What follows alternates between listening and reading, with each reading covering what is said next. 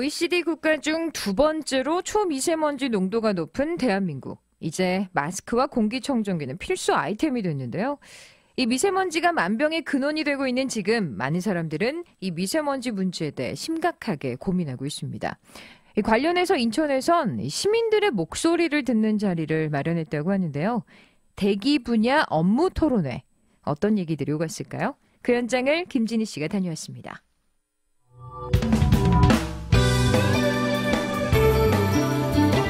지난 금요일 오후 3시, 송도 갯벌타워에서는 미세먼지 저감 및 악취 개선을 위한 대기 분야 업무 토론회가 있었습니다. 이번이 8번째였는데요. 매번 일방적인 진행이 이루어졌다면 이번에는 조금 달랐습니다. 대기 분야 전문가와 함께 시민들이 참여해 열띤 토론을 했는데요. 먼저 미세먼지가 얼마나 심각한지에 대한 영상을 보고 시작이 됐습니다. 블랙카본, 각종 이온 성분, 탄소 화합물, 금속 화합물, 이 모든 것이 미세먼지에 포함되어 있다는 사실, 여러분은 알고 계셨습니까? 미세먼지가 심한 날에 1시간 동안의 외출이 담배를 1시간 20분 들이마신 것과 같다는 충격적인 이야기부터 담배 연기를 1시간 20분 동안 흡입한 것과 같습니다. 아직 시민들이 미세먼지의 위험성을 잘 인지하지 못하고 있다는 사실. 이제 제대로 된 우리의 인식이 중요하다는 캠페인을 끝으로 영상이 끝났습니다. 잘 이해시켜 드려야겠다라는 생각으로 마음이 좀 바로 인천기후환경센터장 조경두 박사의 주제 발표가 있었습니다. 미세먼지 특별법 시행에 따른 인천시 정책 이슈와 대응 전략이란 주제로 심도 있는 이야기가 오고 갔는데요. 이제는 지역민들이 내가 살고 있는 곳의 입지와 환경들을 잘 파악하고 인천시는 지역의 대기가 안전할 수 있도록 노력을 기울여야 한다고요. 전문가이지만 이거를 미세먼지 농도로 제가 확인할 방법이 없습니다. 그래서 제가 보건환경연구원에서 오늘 측정한 자료를 그대로 찍어왔습니다. 미세먼지 농도를 늘 스마트폰으로 체크하는 습관.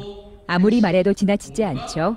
그리고 각 지역별로 수치가 어느 정도인지, 오염물질이 어느 정도 분포가 되어 있는지 알기 쉽게 그래프로 잘 설명을 이어갔는데요. 미세먼지 농도가 높다 낮다는 판단을 할 수 있는 건 그건 정말 쉽지 않은. 우리 인천에서 배출량이 국가적으로 통계 집계되고 있는 것은 이런 모습입니다. 그런데 우리가 사업장에서 많이 배출된다고 하지만 물질별로 보면 직소산화물은 대부분 다 어디서? 도로에서나 아니면 도로가 아닌 다른 곳에서 돌아다니는 오염원들입니다. 건설기계, 항만, 공항, 농기계, 산의 상황을 좀 정확하게 알고 그러면 그것이 안 되게끔 서울, 경기도 좀 도와주십시오라고 얘기를 했습니다. 여기에는 미세먼지 농도가 얼만큼 되는지만 표현해주는 청정기가 있어서는 안 되고 그리고 공기청정기도 잘 사용해야 한다고 소리 높여 말했습니다. 특히 아이들이 있는 학교에 말이죠. 산소 마시기 위한 거잖아요. 근데 문을 계속 닫아놓고 청정기만 돌리면요. 이산화탄소 농도가 수없이 올라갑니다. 제대로 환기하는 것 또한 하나의 방법이죠. 이렇게 특별 주제의 발표가 이어지고 시민들의 목소리를 들어보는 시간을 가졌습니다. 학교라는 공간이 되게 복합적인 공간이기 때문에 이런 공기청정기로 미세먼지를 걸른다고는 하지만 거기에는 그거에 대해서 교육청과 협의를 해나가면서 질문에 응답을 끝내고 끝난 후에 함께한 시민들도 만나봤습니다. 환경과 대기 분야 전문가들이 많았는데요. 녹색기후과에서 왔습니다.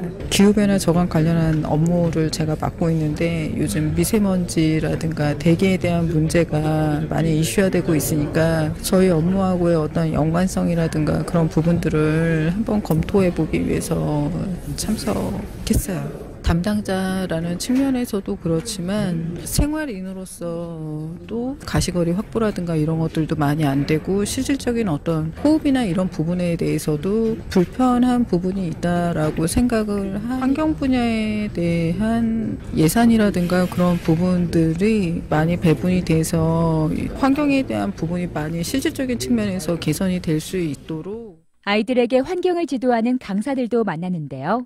인천 기후환경 네트워크의 정미란이라고 합니다.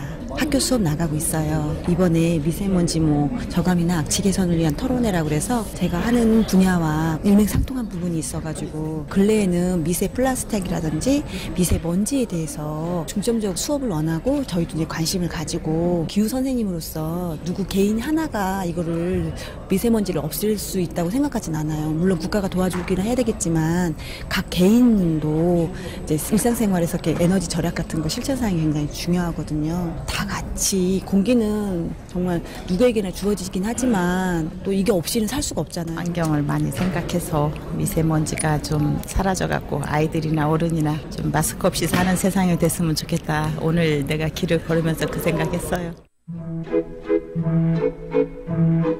인천의 발견 지금까지 김진희였습니다. 고맙습니다.